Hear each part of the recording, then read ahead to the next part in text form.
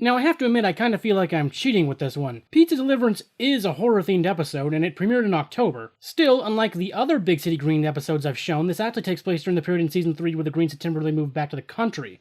So, if I'm being honest, I'm not entirely sure it takes place in October. Another key difference with this episode from Blood Moon or Squashed is that instead of following the Greens, the episode mainly focuses on this one-off character, Tina, who's delivering a pizza. But, like Blood Moon and Squashed, the episode doesn't engage with a specific genre of horror. To remind you, Blood Moon was about killer animals, Squashed did both zombies and alien invasions, with Pizza Deliverance referencing the genre of killer cannibal redneck movies, which is sometimes also known by its trope name of hillbilly horrors to try and encompass more diverse settings outside the American South, otherwise known as the genre that the film Tucker and Dale vs. Evil was making fun of. The title of this episode is a reference to one of the most famous, Deliverance. This was actually a pretty sharp move by the writers, with the Greens already being somewhat stereotypical country folk, and with them now being in Smalton this season, this was really the best time they could have conceivably done this.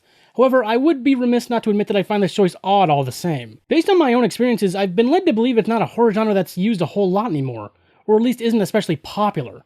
Granted, it does see some use. The Texas Chainsaw Massacre franchise is still around.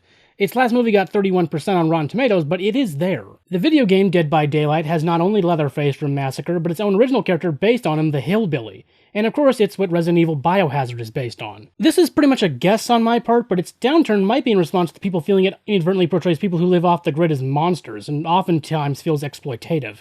An idea that a pretty healthy amount of the movie Tucker and Dale is about, and how not only is proper communication and listening a necessary skill, but also how it's wrong to profile people based on preconceptions and misunderstandings. The latter of which is a concept this episode also mildly discusses through the events. Anyway, getting right into the episode, it actually starts in Big City with the employees of Mama-Roni's Pizza watching the exact kind of horror movie I was just telling you about. Gather round, family! It's supper time! Dim, get us some din. Don't hog it all. Baby Bingus gotta eat too. They're all, of course, freaked out by it, all except for one, Tina. So, when their boss reports that they just got an order for a delivery requiring them to go to the country... The country? Yeah, the country. Tina's the only one not actively afraid of getting eaten by cannibals to actually perform the delivery. Also, the assumed big old tip doesn't hurt either. So, as Tina drives off, we learn what you'd probably already guessed by now. The pizza is for the Greens. Oh, and Remy, as he is also there, who love Mama-Roni's Pizza. The only one who doesn't get why they'd bother ordering pizza from Big City is Nancy. Mama-Roni's ain't no different from a slice at the gas station.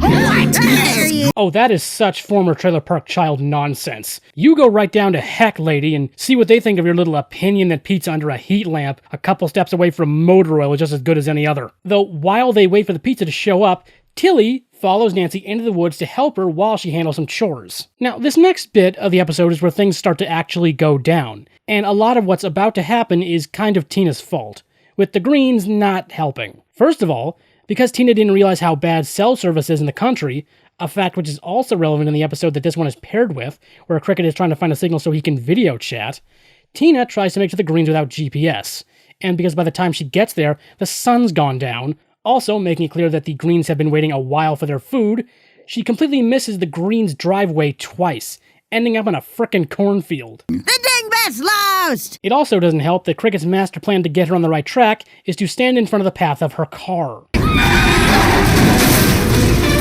Fleeing her now crashed car, and by extension the scene, it's made pretty much explicit that for all of her bluster in front of her coworkers, Tina is starting to become legitimately concerned that she's about to be beset by killer country folk. And I am willing to admit that in spite of how significant amount of this is just Tina being paranoid, some of how the Greens and Remy are choosing to phrase things is not helping their case. I'm gonna feast a meal this good. I'll rip it apart with my bare hands and scarf it down. As you can also tell, as the night goes on, Tina is starting to visualize the Greens as progressively more monstrous. Fleeing into the forest, Tina runs into Tilly, and while Tilly is able to calm Tina down, it doesn't last when she sees what Tilly's been doing while she waits for the pizza, and it's Blair Witch. Yeah, Tilly accidentally did Blair Witch. And little Tim. Which doesn't help her case when Tilly realizes that the crazy country folk Tina is talking about are her family, and Tilly puts together that she's the pizza girl. Won't you please let us have our supper?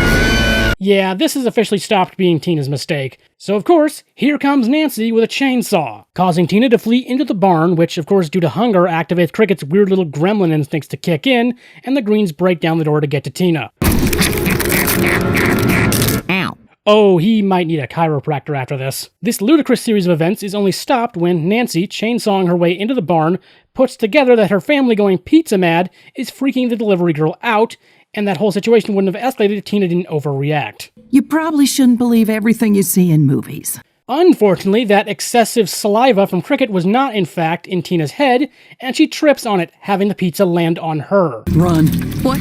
Can't take it. Sorry, Mom, but your baby boy's gotta eat. Forced to flee from the now actually hunger-crazed Greens, Tina escapes with the pizza flying off her. Presumably, she'll get the car back tomorrow. So, road pizza, I guess. That is good. Well, I guess Mama-Roni's just got a new slogan. Pizza's so good you'll eat it off a dirt road.